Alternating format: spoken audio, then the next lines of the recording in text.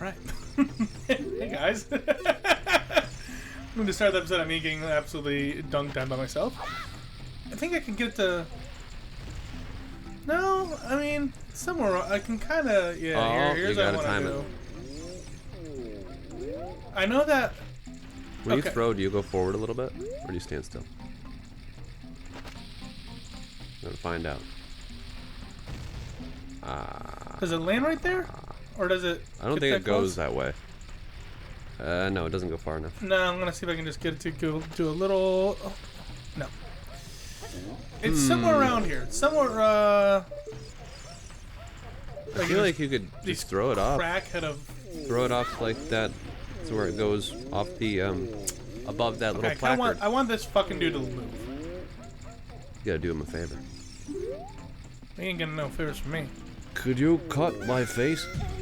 Oh! Wow. So, Michael, you off camera. I did ask you a question. You wanted me to explain something, so let's give a little context out. So, just like, we were talking about his dog.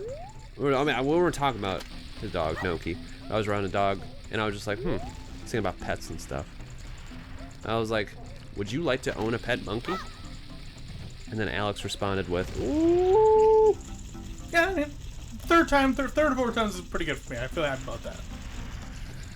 And what did Alex say after being asked, would you want a pet monkey? I feel like monkeys are like a level of animal that shouldn't be owned by people. I feel like, I feel like there's something kind of weird about like about monkeys being so close to us on a evolutionary basis. That kind of like trips me out a little bit. I feel like. Okay. Do you then with that mindset? Yep. You'd probably hate adoption. You don't like adoption. No. Fuck those kids. Michael thinks like, I'm about to get this bitch right now. Ready? What do you think about adoption? Fuck them. Same thing I'll say to you. Fuck those kids and fuck you too, Michael. Just kind of weird owning something with that like similar level of intelligence. Yeah, you know, I just don't want. It's not mine. I don't want them. Didn't come from my sack. Get back. Ain't from my sack. Get the fuck back. It's like an exhibit song. Should protest in front of like adoption agencies. So what the fuck are you doing, dude? The video we can record it because the video could just be the quickest way to get your shit rocked. Oh shit. So let's transition to something a little bit lighter. Like like my moral values? What's up? Like I don't know what it's called. I forget the name, but the situation with Leah Thomas. What situation? You don't know the situation with Leah? No, hit me up. I'm ready for some dirt.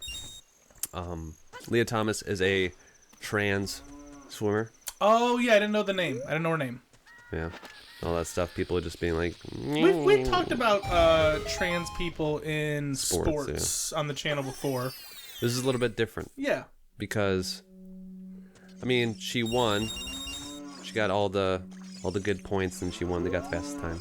She even knocked some people out of even being able to compete. Yeah. And you know, there's interviews with women saying publicly they're just like it's not fair. Yeah. But then there's a lot of sympathizers. Oh shit. Run, Link, run! Did it. Crouch, roll, go! Crouch, roll, go! See? Nailed it. See, did you guys know that Link is a trans man? Think how much better he'd be performing the How much better he would be performing. He was just a fucking man. Just a regular old man. Would have been done. We'd have been done with the game. There would have been nothing. Gorons would have respected him instantly. It's like, oh, take this. Yes. You don't have to prove anything. As a man. As a fellow man, you gotta. No, I mean, I hate it because like I know that how like the opinion is. It's kind of like a little hot spot, but like I feel like there's something to be said about like the fact that men and women on a biological scale are different. You know, they are. And yeah, sure, it would be nice if we were all the same because it would make things simpler, but we're just not. Yeah, but people are trying to say that her times. So before she transitioned, people act like she wasn't. It was just all of a sudden, boom, she transitioned, she got first place. No, I mean. And apparently there's accounts of her getting not first place in many other races against other women. Yeah, I mean, at the end of the day, practice makes perfect, of course. But like, no one in the entire world could tell me that a man who was like the dude or she, because she is transitioning. She's like well over 6 feet tall, and she's swimming against other women who are like well under. And there's probably some 6 foot women, but then they don't have the bone density and like the frame. I mean, I'll tell you what. In the ones that I had seen that she was competing against, they weren't like tall. Like it wasn't comparable, is what I would say. So you gotta know that matters when you're swimming. When you're diving off that board, and you're kind of launching yourself forward. That height difference matters because you're already going to be further than anyone else, right? Yeah. So I mean, that's got to be taken into account there. All right. Yeah, and what I was going to just add really quick, because a lot of these people have an angle of that, just being like, you don't think this girl's hot? She scares me. She looks more demon than fairy. Actually, but you know what though? I think it's kind of weird that they don't just call them gods. Because they are gods. They created the world that they live in, right? Well, they're female. They don't get to be gods. Whoa! They get to be sex fairies. I do think it's super funny that there's a very specific crotch shot there. Take my fairy sperm. I don't know. I do think that it's something to be said that, like, media in general tries to warp things in, like, a lot of weird ways. Like, yeah, clearly she practiced. She was swimming.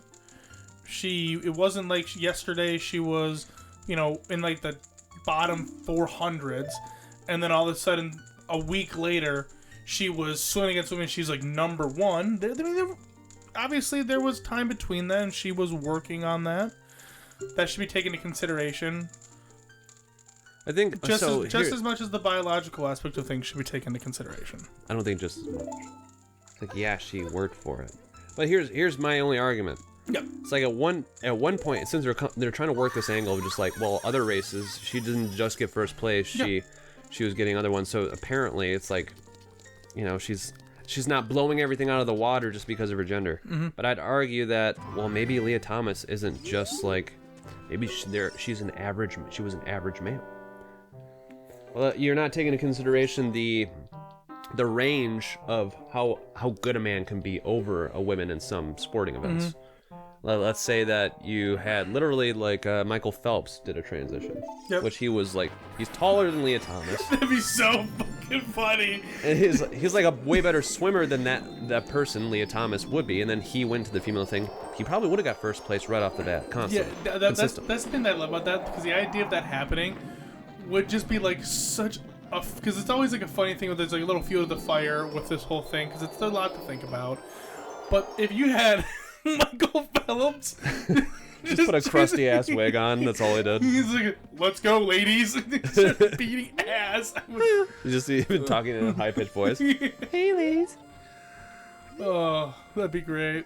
But that's just like, it's like they're trying to say, it's like, well, she was competing in not winning the fuck out of these competitions right off the bat. But it's like, at what point, like, when are you gonna be like, that's not fair? Like, what about if a person chooses to be female and their way, the male advantage is even higher than this person, and they transitioned? Yeah. Like, at what point are you gonna say how many people? When is the sport gonna be dominated? I'd like to see, like, eventually the race is only, because there's only 30 slots for these certain competitions. So what about if the transgenders just get so like populated in the sport that there's literally like 20 trans women competing in the sport. At one point, we're gonna be like, Yeah, well, I think that always the thing I will always say, and just something to think about, right?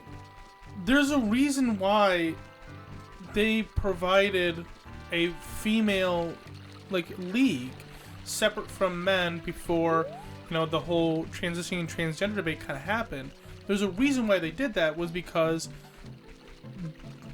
women were unable to compete at the same level of athleticism that men were. And at the end of the day, it's like, that's not going to change all of a sudden. Like 50 years later, women haven't evolved to the point where they're just like the exact same as men are in regards to that. So I don't understand why all of a sudden that gets thrown out the window. Like, there's a reason they made those leagues. That was so that they had the opportunity to compete in these sports like men were able to.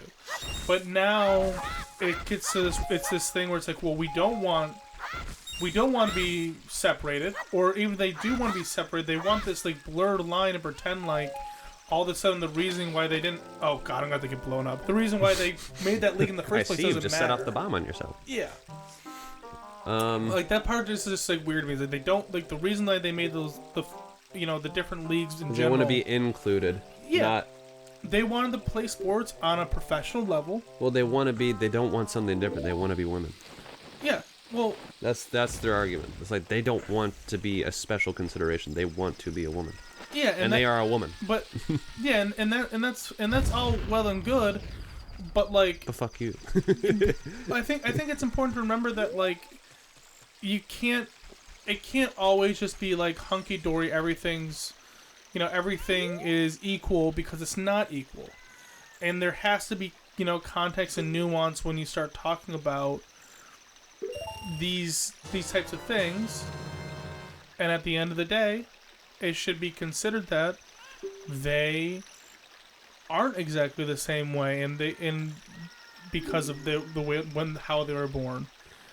You know what's even funnier? And it's a segue. It's a perfect segue, because we're talking about this. We're talking about who's this guy? What the fuck? I was about to say something bad. But we're talking about Hold it in, Mike. Yeah, I'm holding it up. Rosie O'Donnell? Is that you? Here. I'm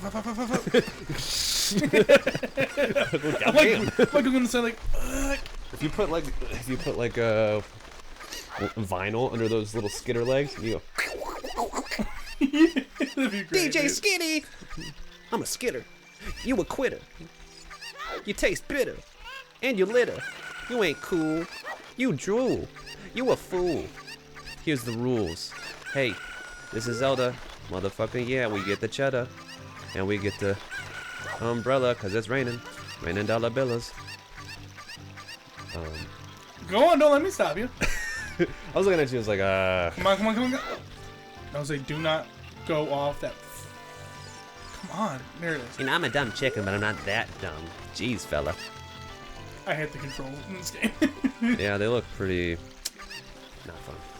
Well, you never realize how bad controls in games were back in the day, and until you go back after playing a game with really good controls, and you're like, wow, this really does suck.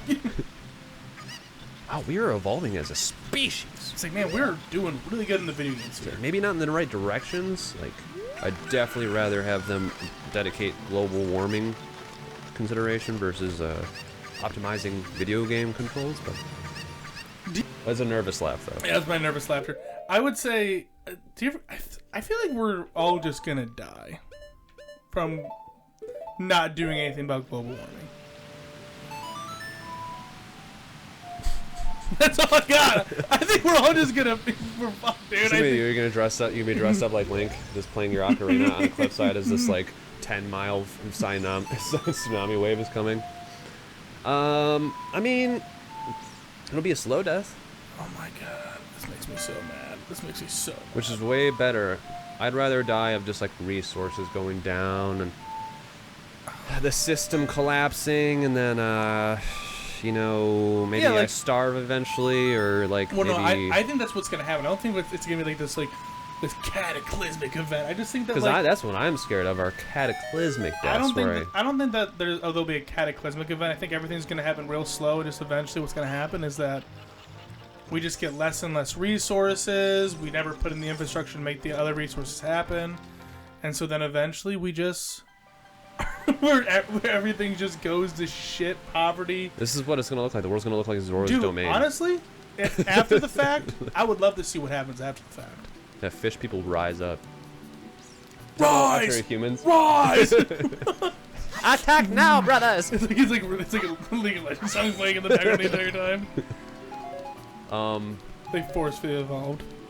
I would say, you know what? I could say out there, like, people need to stop ordering off Amazon. People need to change the way that they want to live on a grand scale. Like, get together, not just like independently doing it. Because if you independently want to change the way you live, it's gonna you're just gonna not get a lot of support in your life, and you're probably gonna just not do it. And see, I don't even believe that would help. You What, know why? changing the way that you live your life? Yeah, because the problem is not on a micro scale for like people. Like people aren't the problem.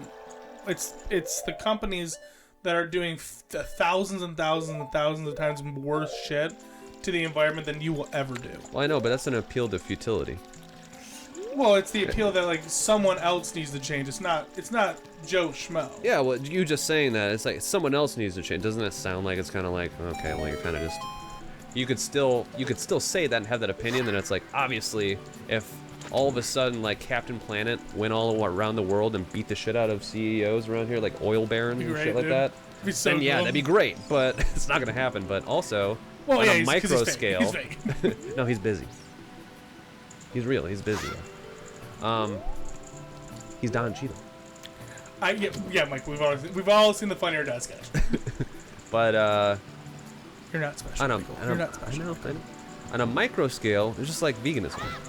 It's like, yeah, you could try to just like, I would quit buying products that align with consumer supply and demand. But, you know, it's mostly up to the government and these companies to stop just giving it, putting it in the stores. I was like, no, you could just stop buying it and supporting it. Obviously, there's some things that you can't do, like you have to have a car to function in society in the way it's designed right now. But I would say that those products aren't like the main reason. Like what you said, like people got stopped buying from Amazon. It's because the big reason why Amazon is such a nightmare is because it literally has hundreds of millions of cars driving around the world at all times, polluting, and they don't have any good infrastructure in the way they do, and their factories are not clean energy. That is more important than it ever will be for you to stop buying, specific types of dairy and then or like switching to almond milk or something like that. Because even then, almond milk, because of the company that's making them, is not really great for the environment. Because it's more important that the way that the companies and those big government entities are doing the things is more important than it ever will be for the product that you're buying. Because even like a Teslas are really good for the environment, but they're still really shitty because building an electric car is terrible for the environment. I think I heard like something about like the batteries that the Teslas go off of take this like precious resources that is found like underneath the ocean. Something like that. I can't remember what it is, but anyways, I mean, what you're saying is like, well, first of all, almond milk isn't worse than dairy. You're saying it's bad. It's not. Yeah, I would say saying it's.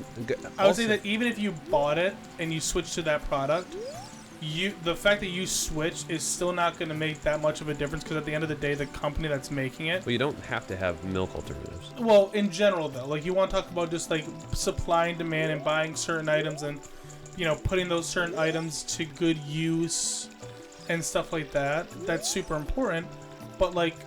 But on a grander scale, I'm saying like veganism is the most contributor to global warming emissions. Do you know that? Or like animal agriculture. Because people just think that it's like people just think so it's food chain supply. You think all this animals or Amazon delivery stuff, you're talking about all these cars.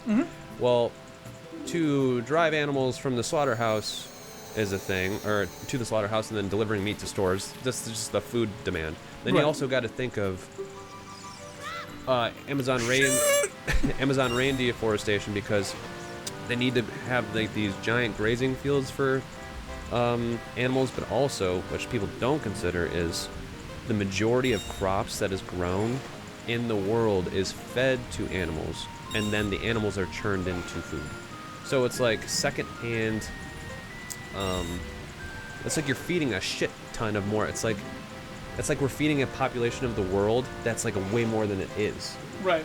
We're growing using a bunch of land to feed, like as if we're like a giant population. When if we never had these animals, if we weren't eating something that needed way more to eat than us, we would cut down on so much stuff.